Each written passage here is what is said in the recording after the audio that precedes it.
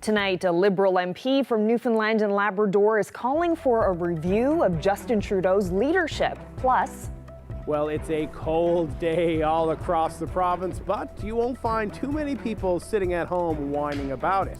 I'm Jeremy Eaton. We chatted to people who are out and about all across the province. That story coming up. She encountered plenty of stormy seas before she ever touched the water. Say hello to the Petten Legacy, likely the most expensive inshore fishing boat ever built in this province. So he had to have something lined up for me to see my career through, and right now this will be the final the final boat for me. She'll see me through now. I'm Terry Robertson, Harbour Grace. I'll have that story coming up. We were told the only tryouts for Canada Games would actually happen here in St. John's. It creates a huge financial barrier. Inuit communities band together to bring some promising young athletes to St. John's. This is CBC Here and Now.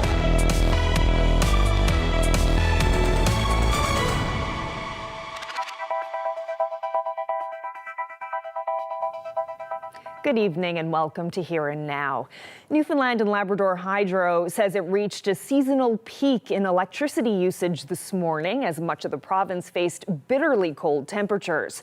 The utility says usage peaked at 1,730 megawatts. That's the highest it's been this winter, but still short of the record high of 1,780 megawatts reached during a polar vortex event last February. Hydro says it worked with Corner Brook Pulp and Paper today to reduce demand, but the utility says the electrical system has been performing well this winter, and it will notify customers of any significant risks to the system. Well, most of the province was dealing with that chill today, but as Jeremy Eaton learned, the cold isn't all that bad. He was outdoors enjoying the sunshine, even if he had to wear his heaviest winter coat. Well, as one would expect, the cold temperatures have arrived in Newfoundland and Labrador as January slowly comes to a close. Here in the city of St. John's, it was the coldest day of the year so far. But that doesn't mean people were sitting at home staying indoors. At the Loop in Bannerman Park, Mother Nature brought the ice, and her chilly wrath wasn't keeping people off of it. I have on my big coat. I didn't actually think to put my toe warmers in, though, which I often would in when it's minus 15. Alexis Templeton skates here daily, and a little wind chill, minus 31 at one point, wasn't going to slow her stride. Not at all, but depending on the wind, when you kind of come around a turn and it hits you in the face, that can be a little intimidating. But I did bring my neck warmer to pull up if I needed it. But so far, so good. In Pippi Park, a few folks found fun in the woods cross-country skiing, despite the chill. Well, it got me preparing. So I got battery-powered gloves, and got some toe warmers on down here. Yeah, and lots of layers. Dressing for the weather is half the battle on days like today, but the sunshine is the payoff. Great resource we have here at Pippi Park. It's kept up by volunteers. It's something that I really treasure. I look forward to, as we get on in the fall and get the first snow to get out here. And for me, it's 15 minutes door to door. Yeah, so it's perfect. Absolutely, because it just lifts the winter for you, this getting out in the blue sky. Outside of St. John's, it's not all play. In Corner Brook, construction workers dealt with the minus 12 colds, minus 20 with the wind chill. A great day to get out and clear away some excess snow. In Labrador, it's just another Wednesday. Labrador West saw a balmy minus 25 this morning, which felt like minus 39 with the wind chill, which is still very cold. Trying to keep warm, just trying to keep warm with some good warm clothes on. Staying inside as much as possible, just run to people's stores, run back to the truck. Take a little time on the roads, maybe go 5 kilometers an hour under the speed limit just to absorb all the warmth that you can, Wearing this thick jacket. A triple layer jacket and hoodie. Jeremy Eaton, CBC News, St. John's.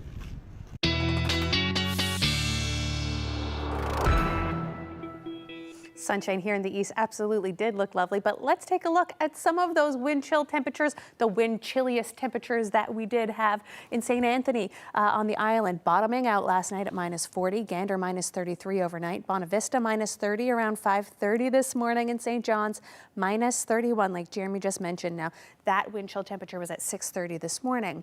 Throughout Labrador into the -40s, -44 for Nain and Lab West in the nighttime, and -42 for Happy Valley Goose Bay this morning. Currently, our temperatures not as cold as they were this time last night, into the mid-minus teens across Labrador, into the minus digits though, double digits across the island, except for parts here along the south coast of the island. So not as cold right now. You can see though that the temperature is much warmer today in Labrador by 13 degrees in some places and almost 10 degrees cooler here in St. John's. What is on the way?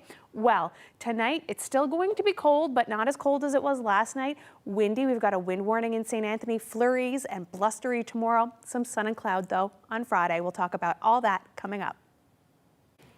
Thanks, Heather. Well, the Liberal MP for Avalon wants the party to consider holding a leadership review. Every leader, every party has a best before date. Our best before date is here. In a sit-down interview with Radio Canada, Ken MacDonald stopped short of calling on Prime Minister Justin Trudeau to step down. MacDonald is known for not always being in lockstep with the rest of the Liberal caucus. Last fall, he voted in favor of a Conservative motion to abolish carbon pricing, one of the Trudeau government's flagship policies. Now he says he believes people are thinking it's time for a change. As a party, let's clear the air, and if people are still intent on having the leader we have now, fine. But at least give people the opportunity to have their say of what they think the direction the party is going. And you can see more of that interview with Ken MacDonald coming up a bit later in the show, and a political science professor will talk about the possible consequences of those comments. Well, a new report from Desjardins says Newfoundland and Labrador's economy will grow the most of any province in 2024. High interest rates are taking a bite out of the economy nationwide, but the return of the Terra Nova project last November will increase oil production and prop up this province's economy. The report also says Atlantic Canadian households have taken on relatively less debt compared to Ontario and BC, where home prices are much higher by comparison. Well, 5 young athletes from Northern Labrador are taking a swing at the Canada Games. Funding from First Light allowed the group to travel to St. John's to try out for the 2025 men's volleyball team. As they tell the CBC's William Ping, opportunities like this one are too rare. This is the first step in the process of identifying a training pool to build a team to compete in the 2025 Canada Games. And so you're from Nain, right? Yeah. The only one that came down from Nain. Okay. How does it feel to be here? Feels great. Feels good to come from Nain. Oh, yeah. And how have the tryouts been going so far? Really good. There's a lot of talent here. No doubt about that. I talked to a few coaches. Just give me good feedback. All of us playing hard really brings the player out of everyone.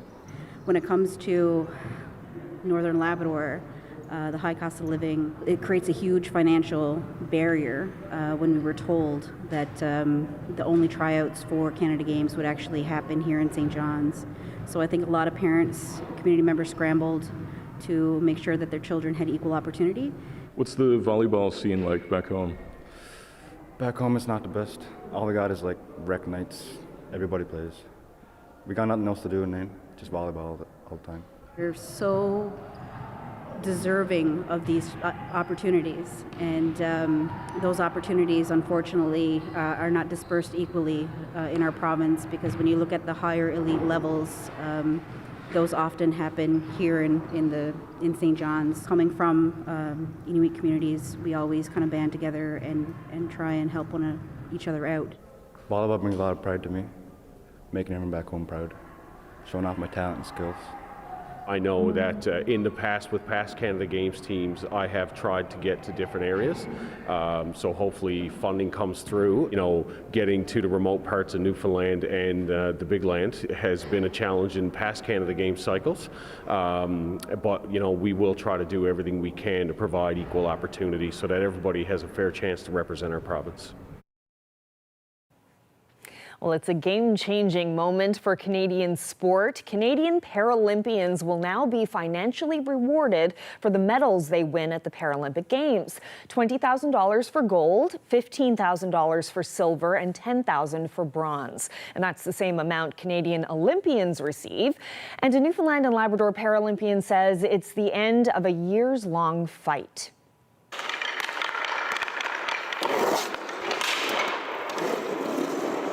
My name is Liam Hickey. I'm a three-time Paralympian in the sports of wheelchair basketball and para-ice hockey, two-time silver medalist in para-ice hockey and a world champion. You know, equal pay for Paralympians is huge. We've been waiting on it for a long time, and I think it goes to show where the Paralympic movement is going. You know, and it makes me really proud to be a Paralympian and to have experienced those things, but to know younger generations coming up now get to kind of chase their dream with that bonus there of that monetary, you know, incentive that's there. You know, it's really special, and it's nice to be on a level playing field with the Olympians. You don't do it for the money. You do it because you want to play for your country, and you know, it's still the proudest moment of my life. Even though it was the wrong color, we obviously want gold, but I think having this now kind of brings light to the importance of equality. And you know, it was always frustrating. You know, you can't ignore the fact that we knew we weren't getting equal pay to our fellow Olympians. So knowing that we are on the same level playing field now is crucial, and it's huge for generations coming up and the Paralympic movement moving forward. You know, we're Paralympians, we're Olympians, we play because we love our country and we love the sport that we play. So I think money is just an extra bonus, and you know, it kind of pays for all the hard work that you put in for the 4 years that you train to get to a Paralympics and represent your country. And it's nice to know that there's something there to fight for even harder. So I think there's always improvements that can be made in terms of the entire Paralympic movement and the equality that's shown. You know, the more that the Paralympics is represented in the media, parasport in general, you know, just having more access to that. And you know, thinking back to when I was a kid, you know, how far it's come even since then, but I'd like to see it go even further. And the more that the media can boost that and showcase it for what the sports really are, I think it's so important, and we'll see it go even further. We've got World Championships coming up next year with the sledge or the para-ice hockey team, and then we move on to the 2026 games. That'll come pretty quickly, so we're looking forward to those opportunities. You know, we want to beat the Americans and win gold. That got stolen from us in 2018 and then again in 2022. So I think we're just looking to improve, and we're looking forward to the process here. Well, there's a new addition to this province's inshore fishing fleet, and it's unlike anything else when it comes to cost and size. But even before it touched salt water, the vessel had already endured plenty of stormy seas and heartbreak. As Terry Roberts reports, the vessel's owners have big plans for the Petten Legacy. It was just after midnight on Monday morning. After 6 days of struggle, the big moment finally arrived. The Petten Legacy sliding into the water in Harbour Grace.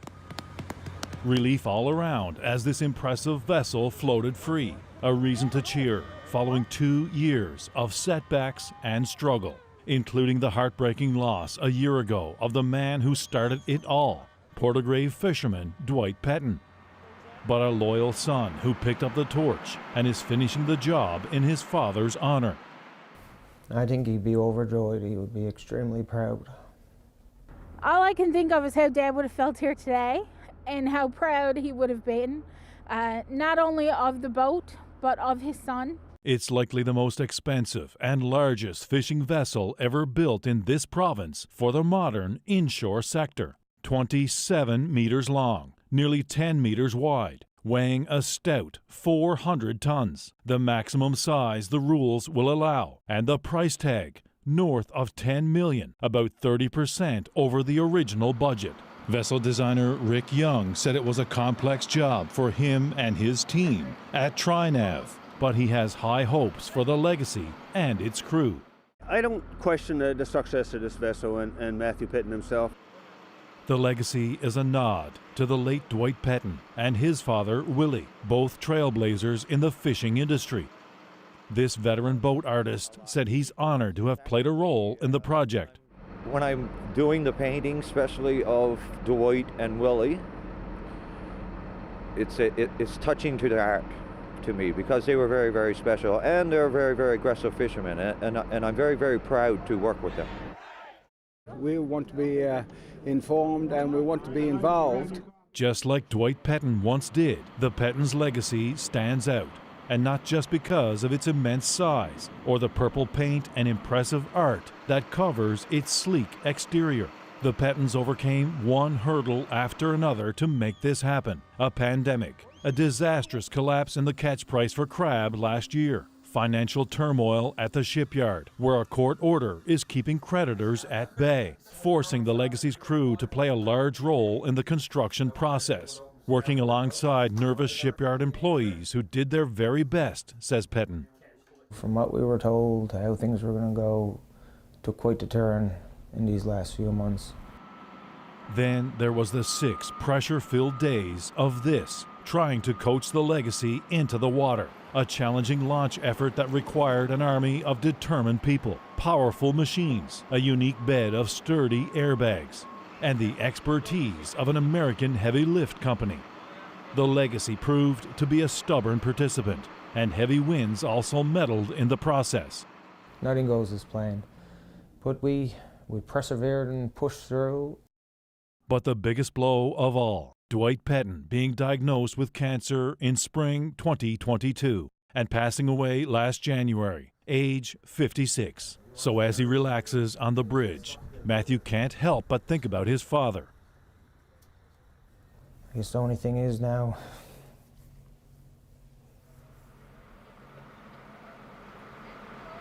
it's a bittersweet time for the Petten family, celebrating on one hand, but also still grieving Dwight's passing. I know that the sun is shining for a reason today, and I can only hope that he has a front row seat from heaven. The Legacy was rocking gently in choppy waters Monday morning, but there's no time to sit back. Still plenty of work to be done before sea trials, and this expensive workboat has to start paying its way, so they're determined to have the Legacy ready for the upcoming fishing season. Dwight wouldn't have it any other way. He wouldn't look back. He wouldn't change his decision on going ahead with this project, and I don't either. I have no regrets. Terry Roberts, CBC News, Harbour Grace. Well, we've been talking so much about the wind chill, but what about the winds? They're certainly going to be blowing one part of the northern peninsula tonight. We will tell you how much. That's coming up.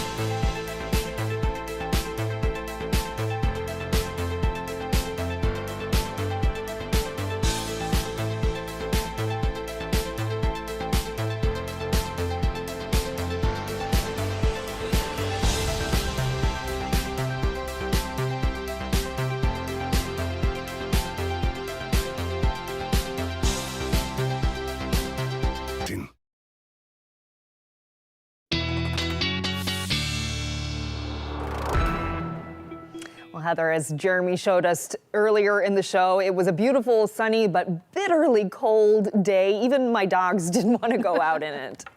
I know, mine didn't want to go out this morning either. I let him out and he must have done his business and turned around and was yipping to get in right away. And I guess I'd be yipping to get in if I didn't have a coat on outside. Now I know they have fur, but not going to be as cold tonight, but a little windy, definitely for the Northern Peninsula. Show you where here for the Canada Bay area on the Northern Peninsula. Could see winds gusting 80 to 100 tonight.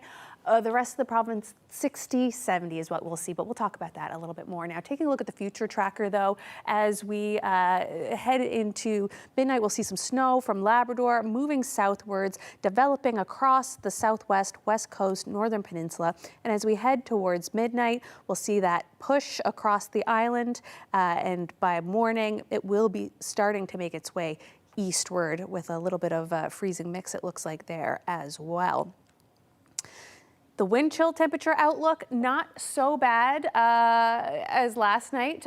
We do have into the -20s, into Labrador, deep into the -20s, into the -20s for parts of central Newfoundland and the north coast as well, but not too bad elsewhere, -teens pretty well. But as we head towards the early morning hours, we'll see it warm up with the wind chill, around -10 on either side of that for the most part for the island, -29 in Lab City, and into -31 for Nain.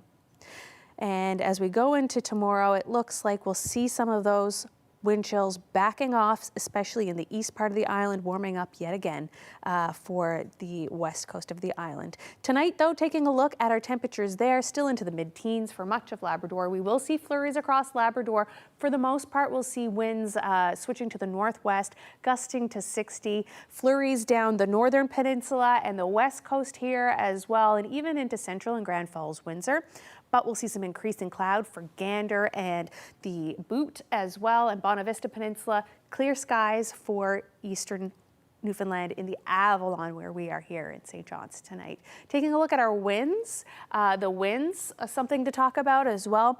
50, 60, 70 up across coastal Labrador, into the 70s for the southwest coast, 98 in Sagona Island, and 70 for St. John's, and 83 for Bonavista, again 78 for Twillingate area there on the north coast. So windy there. But as we move towards the evening hours, we'll see the winds picking up from 30 to 40 for the most part on the island. Getting even up as high as 70 in some places as we go into the early morning hours. And you can see 70 there in Bonavista, 60 in St. John's, and 70 in Trepassey.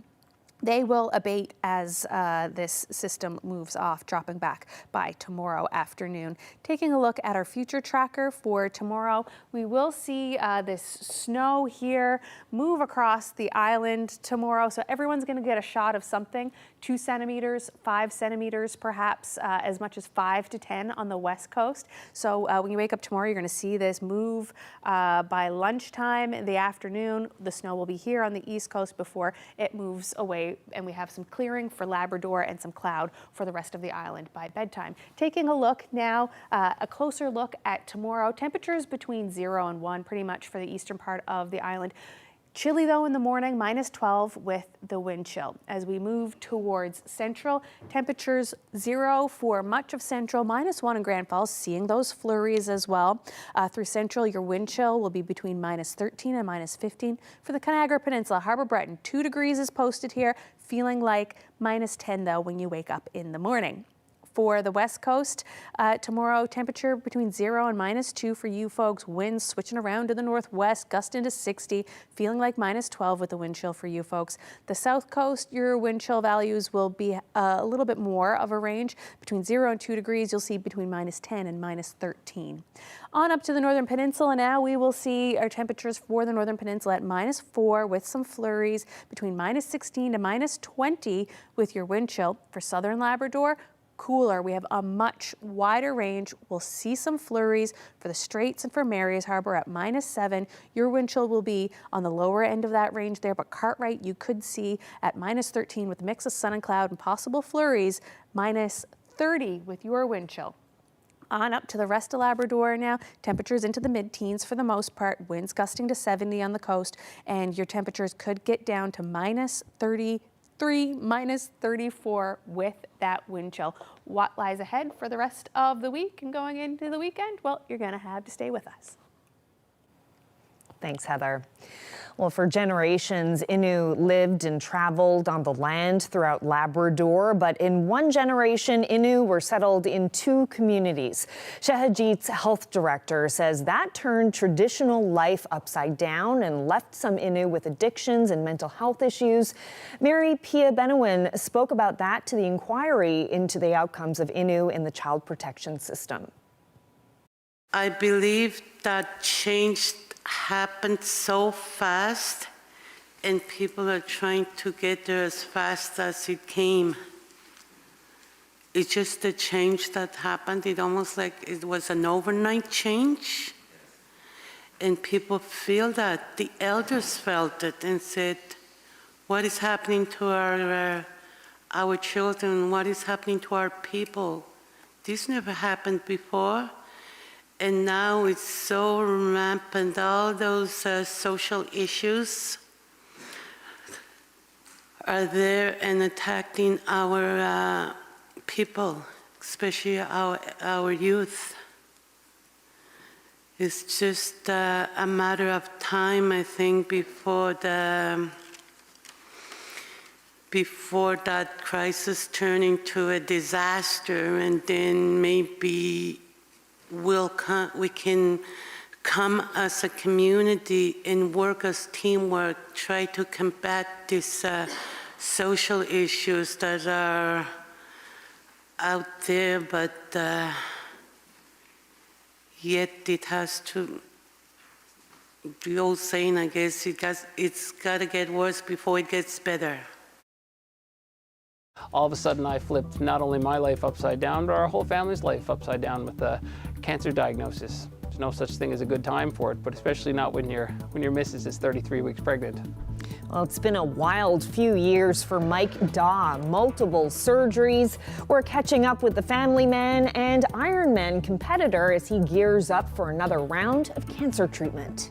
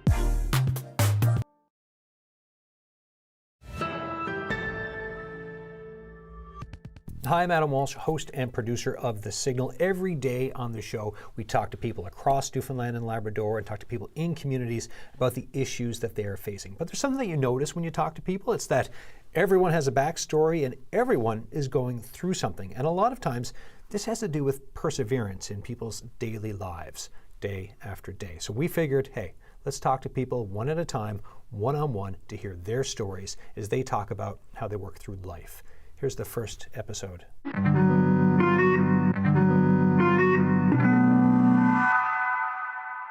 what a wild ride it's been. We are diving face first back into my next round of cancer treatments. You know, the last 3 years and change has been hectic, bumpy, turbulent, but it's also been focused on the goal. 2019, April 29th, 9:55 Newfoundland time. I was diagnosed with metastatic thyroid cancer while my wife was 33 weeks pregnant. The foot kind of hasn't really come off the gas pedal since then. And, you know, to think how that seems like a couple moments ago, and it also seems like an eternity ago, how much life has happened. And it's been stressful, it's been wild, but, you know, we're going to face it all again now on January 24th and hopefully get a thorough and complete and dominant victory. What was your life like before April 29th, 2021? My goodness, it's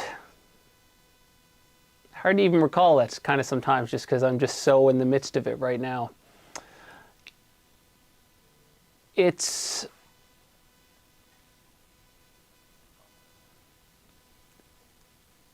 so interesting how I had so much less day-to-day stress. You know, my life was, you know, building a life with my beautiful wife. You know, I'd just taken on a brand new job at work. We just built a house, you know, our dream home that we'd moved into and worked really hard towards. We were, you know, really into the meat of our careers. We had talked about expanding our family. We had, again, a child very much on the way, you know. Priorities at that time very much were cartoons, building blocks, and, you know, starting to put a second crib together. And holy smokes, did I ever steal the thunder on that one. You know, it's not quite how you draw it up on paper, but all of a sudden I flipped not only my life upside down, but our whole family's life upside down with a cancer diagnosis. There's no such thing as a good time for it, but especially not when your missus is 33 weeks pregnant. What is family support for someone like yourself? What does it mean through this? It's easy to face this stuff when there's no options. And Shanine has been so relentlessly supportive and focused on moving things forward and being there for me, and just simple things, her presence, a handhold, a simple thing, a simple gesture, and nothing needs to be said. She's just there. And, you know, we've been through a lot together, and man, I know this isn't what she signed up for, but we're working through it as best we can. I tell her 35 times a day how much I love her and how proud I am of her. And the feeling of being proud of your partner is a very, very special feeling. And man, do I ever have that from my beautiful wife. I got to get on with the show here. I wish I could, you know, snap my fingers and make this go away. That's not how it works, but I do have to, you know, kind of control the controllables.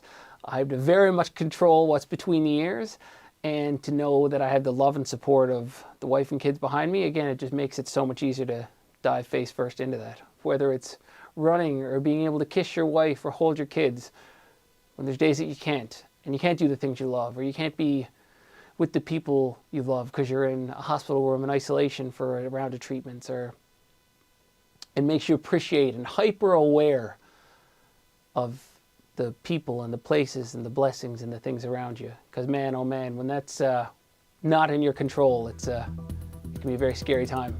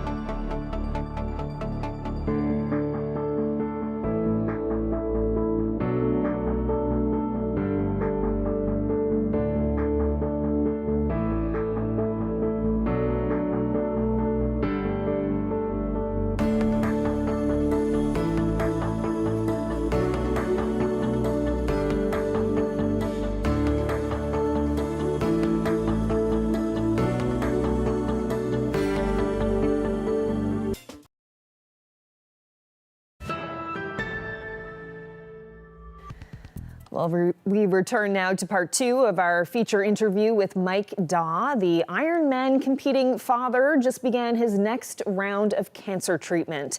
Daw sat down with the Signal's Adam Walsh to talk about preparing for what's ahead, what matters most, and, as he puts it, controlling the controllables.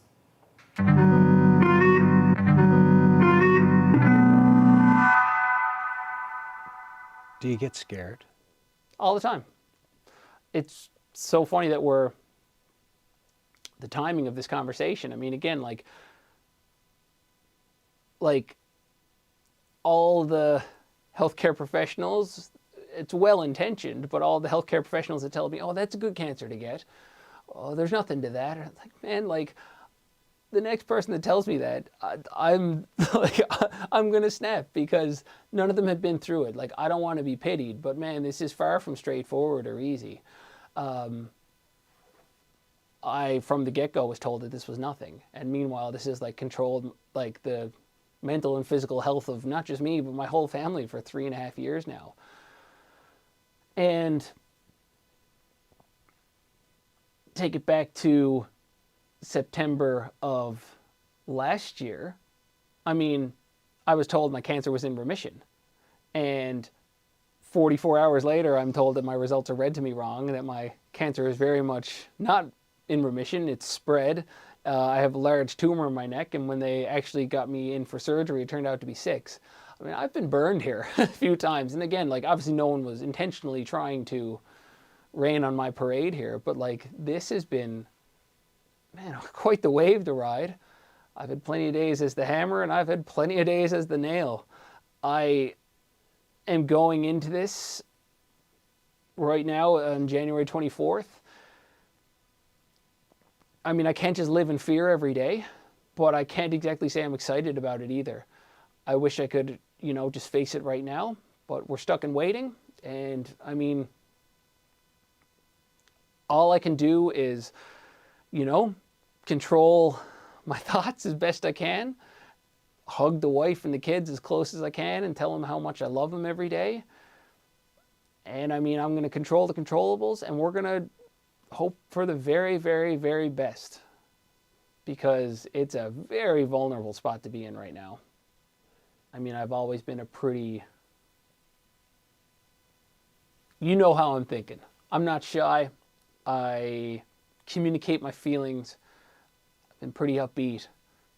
But it's so funny when, again, like, there's been times where I haven't been able to do the things I love, or I haven't been able to be with the people I love because I'm in hospital or in isolation treatment, or all kinds of different reasons. When you're not in control of your own body, mind, or life, it makes you realize like how precious and how valuable that is. I mean, time is this isn't a dress rehearsal. We don't get it back. But, you know, one thing that I definitely have said in passing, you know, with this stuff is that, you know, today is always the day. I call up my buddies and just tell them I love them. I call up my mom and dad. I don't have anything to talk about. I just want to hear from them. And I want them to hear from me.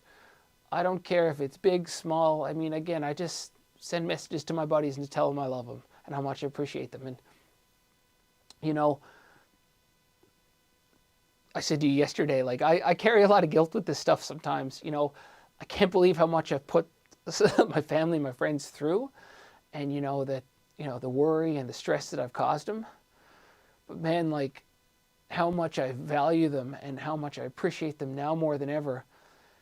And what I wouldn't do to get some great news next month, and just to be able to, like, let my hair down for a second and just celebrate, man, because it's been a long and stressful road.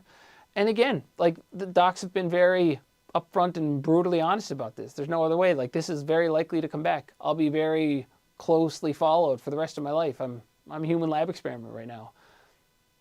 But today's the day, man. And if we get the good news next month, my goodness, the big parkway down here right out front of the office, you'll see the big, the Santa Claus parade will have nothing on what the Daw family is going to put up and down the city. I am, my goodness, what I wouldn't do to just celebrate some great news, because it's been a really hard couple of years, man. But wherever it goes, we're going to go there together, and we're going to work through it.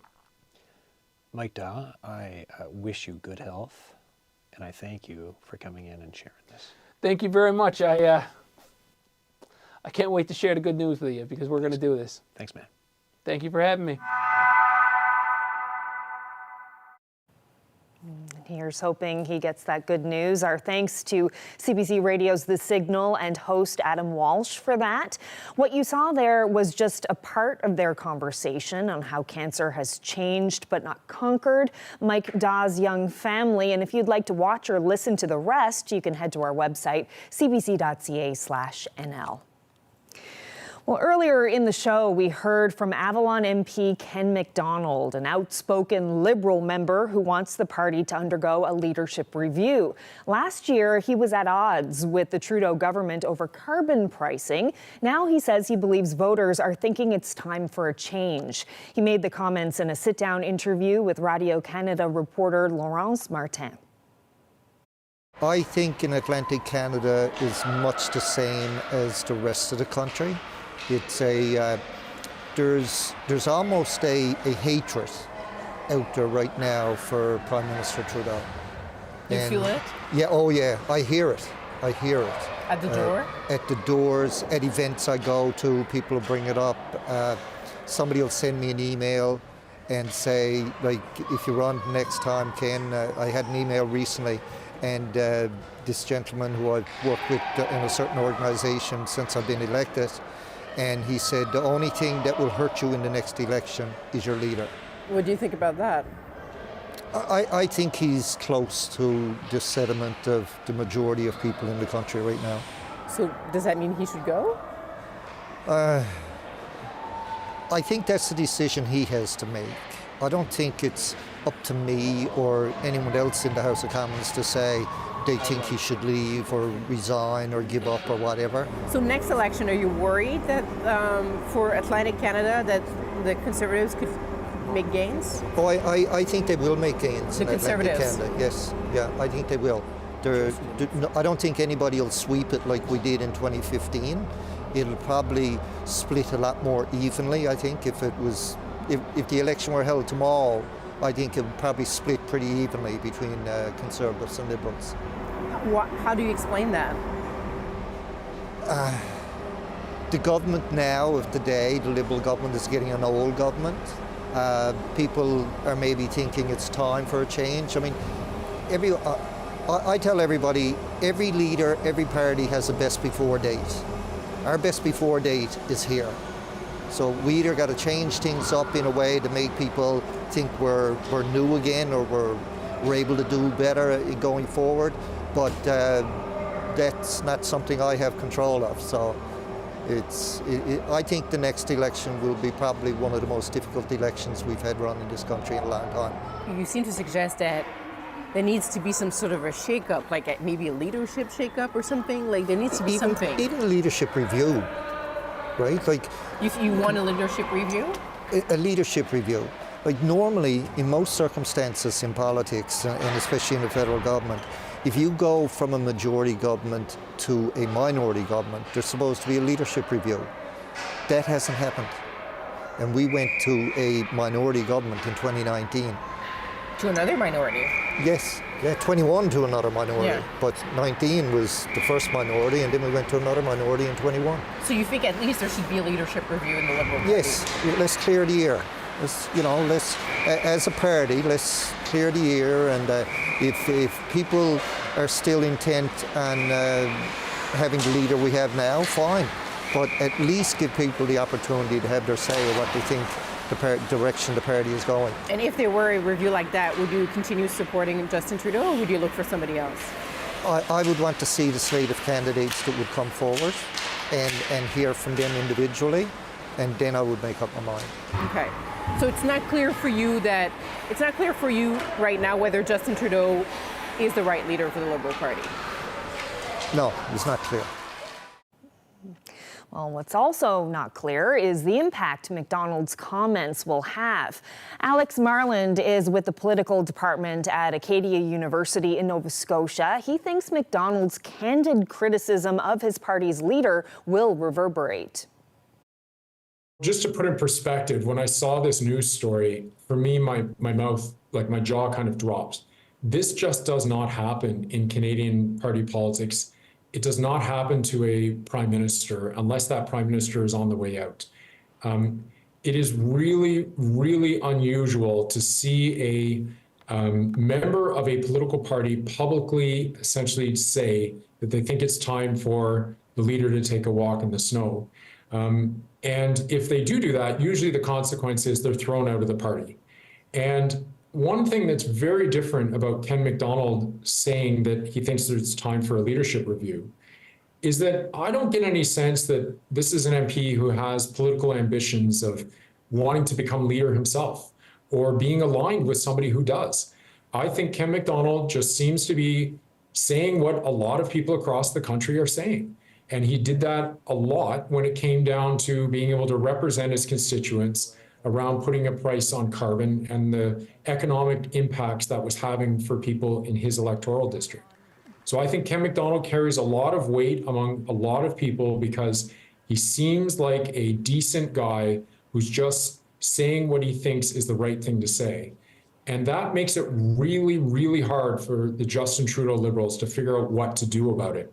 Because according to public reports, they didn't have any sanctions against him when he came out publicly and said we need to do something about the price on carbon. If anything, what happened was the government ended up backing down and agreeing with him.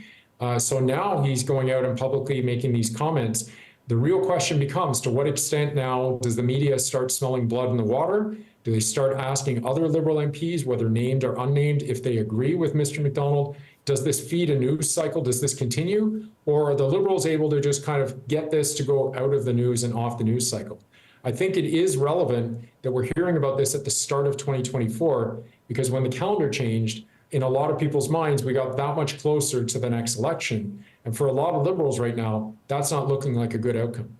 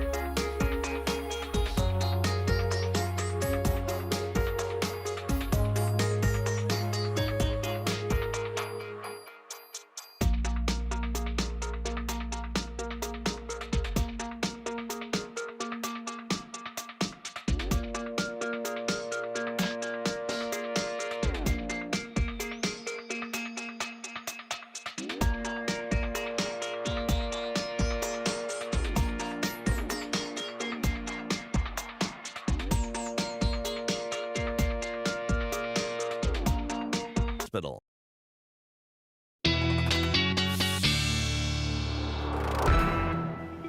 All right, so time to look at the long-range forecast, and I'm sure some folks are wondering whether this cold weather will be sticking around for any length of time. Looks like it'll be a little bit warmer on Friday, some sun and cloud for the most part, a little bit more mixed going into Saturday, but it looks like it will be warmer.